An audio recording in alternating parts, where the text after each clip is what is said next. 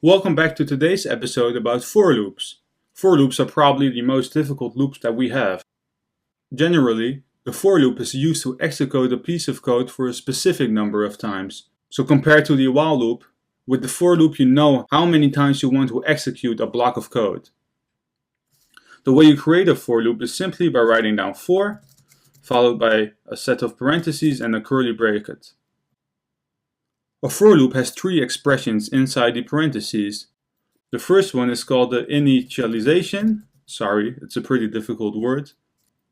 The second one is called condition. And the third one is the counter.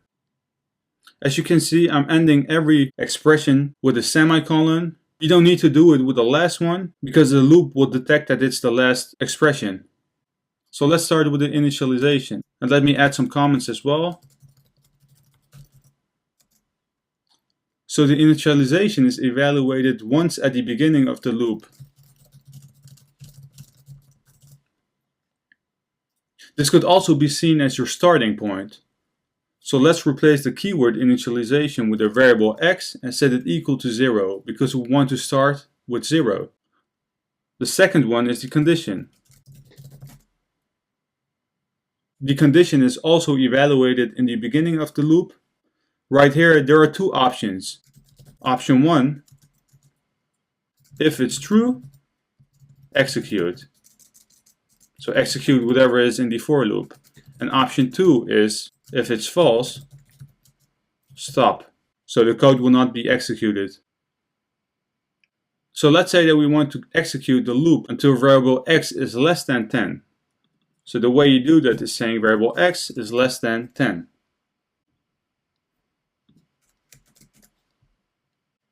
The third expression, which is the counter, will be evaluated at the end of every loop. So the counter evaluated at the end of every loop. This needs to be an increment or decrement. And remember, we discussed increment and decrements in one of our previous videos. So what we want to do is to replace counter with variable x++ because we want to increment it with 1 every time the code is executed. So let's say that we want to echo out something.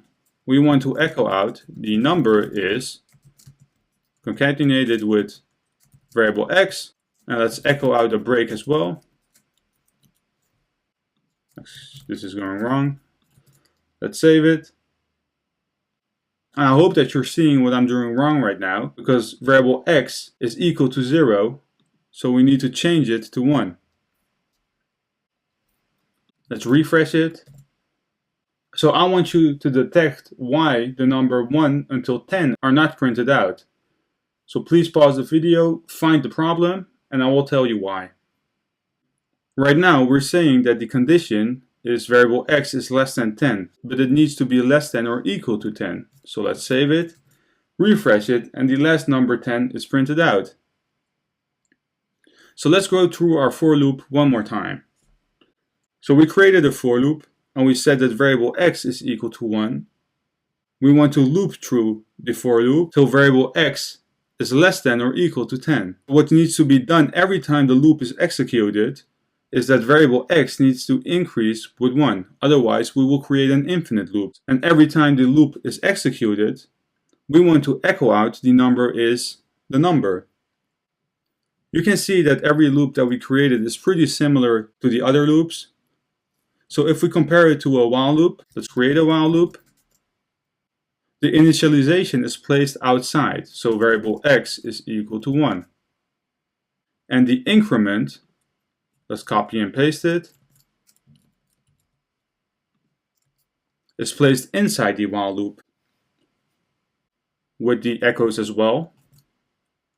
And the condition of the for loop is the same condition that we need in our while loop. So let's place it, refresh the browser, and you can see that the output is exactly the same. So let's do one more exercise with a for loop. Let me remove the while loop because we don't need it. Refresh the browser. So let me add comments. So you're going to the bank on the 1st of January. you want to deposit $1,000.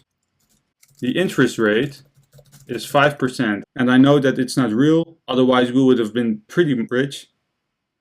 So you want to withdraw it after 5 years, and you haven't withdrawn anything in between the 5 years. So what I want you to do is to calculate the end capital and print it out. So please pause the video right now and start it again whenever you have the right solution. First off, we need to create two variables. First variable is called deposit, and we want to set it equal to 1,000. And variable 2 is equal to interest, and the value of interest is 0.05.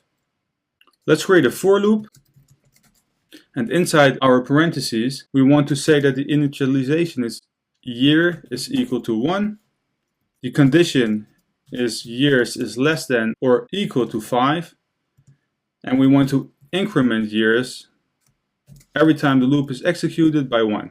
So in our curly brackets we want to say that deposit is equal to parentheses and a semicolon, and inside the parentheses we want to say that deposit multiplied by interest.